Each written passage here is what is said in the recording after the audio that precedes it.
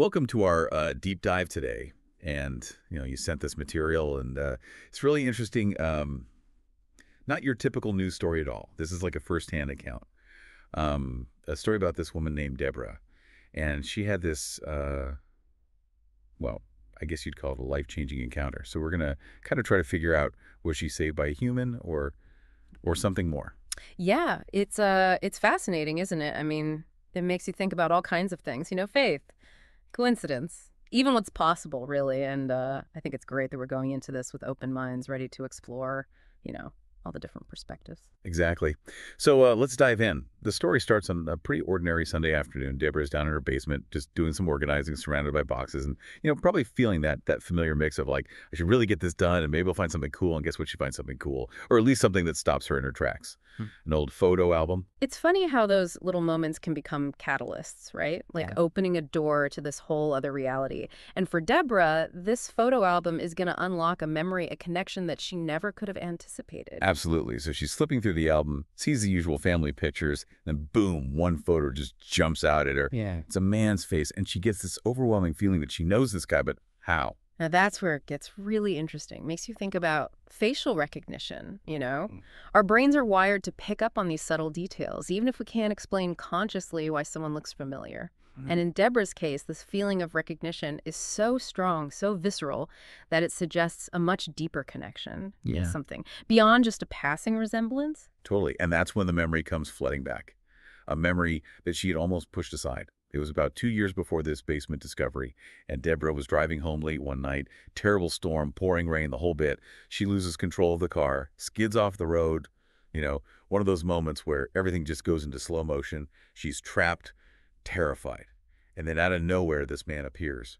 I think we've all had those moments where you feel that rush of adrenaline in a crisis, right? Your body goes into survival mode. But in Deborah's story, it's like the universe itself intervened. Yeah. The appearance of a helper in her moment of need. It taps into something primal, that deep-seated hope that we're not alone, even in those darkest moments.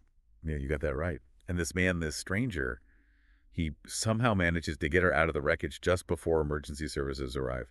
And then just as quickly as he appeared, he vanishes. Deborah couldn't give a good description. No one else saw him. It's almost like he was never really there. Yeah. There's something about those stories of mysterious saviors. It really captures our imaginations, makes you think about those unexplainable events, those glimpses of something beyond our normal perception. And for Deborah, this encounter clearly left a mark on her psyche, even if she couldn't fully process it at the time. Right. And now, holding this photo, the pieces click into place for her. The man in the photo is the man who pulled her from the wreck. But how is that possible? It had been 2 years. He vanished without a trace. What do you make of that? Well, certainly defies our typical understanding of coincidence, wouldn't you say? I mean, what are the odds? But it also makes you wonder about the tricks our memory can play, the way trauma can distort time and perception. Or perhaps there's something else going on entirely. Okay, so Deborah's got this photo in her hand, and she needs answers. She goes to her mother, who happens to know quite a bit about their family history, and asks her, who is this? Her mother takes a look and says, oh, that's so-and-so, someone our family knew years ago. Yeah. He was known for being a good man, always helping others.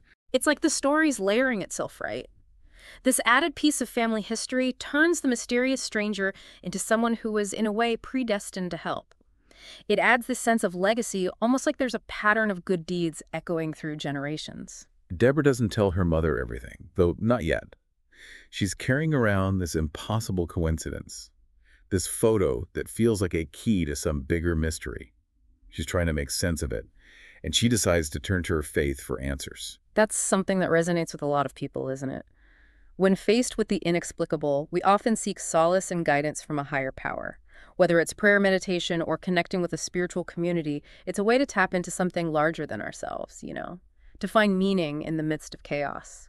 For Deborah, it's prayer. She spends hours searching for understanding, for a way to process what happened. And then she decides to reach out to her pastor for guidance. But remember, this isn't just your everyday, how are you doing kind of chat. This is Deborah trying to grasp something that feels beyond human comprehension. The pastor in this case becomes a symbol of spiritual authority. He represents a connection to a realm beyond the everyday, a source of wisdom and interpretation for the unexplainable. It's interesting how in moments of crisis, we often seek out those who we believe have a deeper understanding of the universe. who can help us make sense of the seemingly senseless day. So the pastor listens to Deborah's story, this incredible tale of a near-death experience, and a photo that connects her to her rescuer in a way that defies logic. And then he offers an explanation. Sometimes he says God works through angels, messengers sent to protect us. It's possible that God sent an angel to save you that night. That's a powerful statement, isn't it? It introduces the idea of divine intervention, a force beyond our understanding intervening in the course of human events.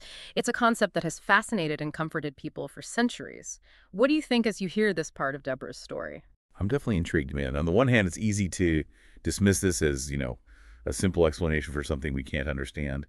But on the other hand, it does tap into this deep human need for meaning, for a sense that we're not alone in the universe. That's where we'll pick up in the next part of this deep dive. Stay tuned. Welcome back to our deep dive into Deborah's story. It's really remarkable how this seemingly simple event like finding a photo has opened up so many layers of questions about faith, coincidence, and the nature of reality itself. Right, and we left off with Deborah wrestling with the pastor's suggestion that her rescuer might have been an angel. It's a big idea to grapple with, and it seems like it really resonated with her. What's interesting is that even though this explanation brought her comfort, she doesn't keep it to herself. She decides to share her experience with others. That choice to share is so powerful. It suggests that she's not only seeking understanding for herself, but also looking for a way to connect with others, to spark a conversation about something that clearly goes beyond the everyday.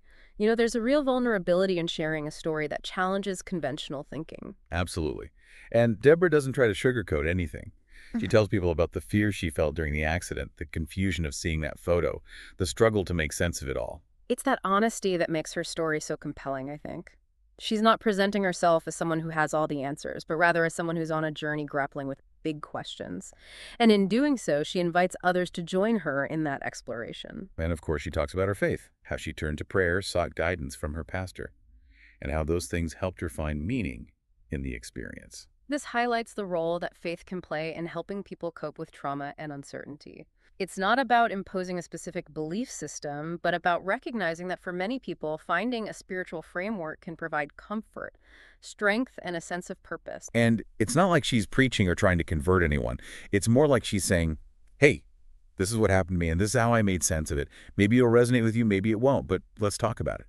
It's about opening up a dialogue, not dictating a conclusion. And I think that's why her story resonates with people, even those who might not share her faith. It speaks to a universal human experience, that yearning for meaning, for connection, and for something that transcends the ordinary. So how do people react when she shares her story? Well, it's a mixed bag. Just like you'd expect when you're dealing with something this extraordinary. Some people are skeptical, of course, some are intrigued, and some are deeply moved. That range of reactions is fascinating, isn't it? It shows just how subjective our interpretations of reality can be. We all bring our own baggage, our experiences, beliefs, and ways of seeing the world to these kinds of stories. What I find interesting is that even the skeptics seem drawn into the conversation. Deborah isn't trying to prove anything. She's simply presenting her experience and inviting people to make up their own minds. And there's a real power in that. It allows for nuance, for doubt, for the possibility that there might be multiple truths coexisting. It encourages critical thinking and respectful dialogue, which are so important, especially when discussing topics that can be deeply personal and emotionally charged. It's like she's holding up a mirror, and what people see reflected back at them depends on their own perspectives. Some see a story of faith, others see a psychological phenomenon, and still others might see a combination of both. That's a great analogy. It's like Deborah's story is a Rorschach test for our own beliefs about the world, and that's what makes it so compelling. It doesn't offer easy answers, but rather it challenges us to examine our own assumptions and to be open to the possibility that there might be more to reality than meets the eye. And that's what makes this deep dive so fascinating, right? We're not just exploring Deborah's experience. We're exploring the bigger questions that it raises about faith, coincidences, the limits of human understanding, and the possibility of something beyond our perception. It's about acknowledging the mystery that surrounds us, the things we can't fully explain or comprehend. And I think Deborah, with her willingness to share her story and invite others into the conversation, is encouraging us to embrace that mystery, to lean into the unknown. We're back for the final part of our deep dive into Deborah's story. And, as we've been talking about her experience, I keep thinking about how this one event Finding a photo in her basement has spiraled out into all these big questions about faith, the nature of reality, the things we can and can't explain. It's really made me think differently about the world around us. It is remarkable, isn't it, how something so personal can become this catalyst for such profound exploration. I think what makes Deborah's story so compelling is that it taps into these universal themes that have resonated with humans for centuries. You know, the idea of guardian angels, divine intervention, fate versus free will? These concepts that try to make sense of the unexplainable offer comfort in times of uncertainty and remind us that we might not be alone in our struggles. And it's not just about religion, right? I mean, I've talked to people who aren't particularly religious, but they've had experiences that made them question their understanding of the world. Hmm. Like a series of coincidences that felt too meaningful to be random, or a gut feeling that saved them from danger. Have you ever had an experience like that? Oh, yeah, absolutely. I think we all have those moments where we sense there might be something more at play than we can see or explain. Some call it intuition, others a sixth sense. But whatever you call it, it speaks to the possibility that there are forces at work beyond our conscious awareness. And, there's actually a growing body of scientific research exploring these very concepts. Things like precognition, collective consciousness, and the interconnectedness of all things. It's like science is starting to catch up with what people have been intuiting for centuries, right? That there's more to reality than meets the eye. So where does this leave us with Deborah's story? Do we just accept her interpretation that she was saved by an angel? Or do we try to find a more rational scientific explanation? Well, I think that's the beauty of it, isn't it? There's no right or wrong answer. It's not about forcing a particular conclusion, but about acknowledging the mystery and respecting the different ways people interpret these kinds of experiences. We can appreciate the power of Deborah's faith and the strength she drew from her belief in angelic intervention, even if we don't personally subscribe to that belief system. Exactly.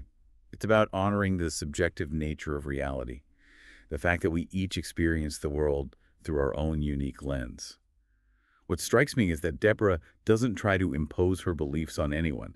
She simply shares her story and invites people to draw their own conclusions. That's a sign of true wisdom, I think.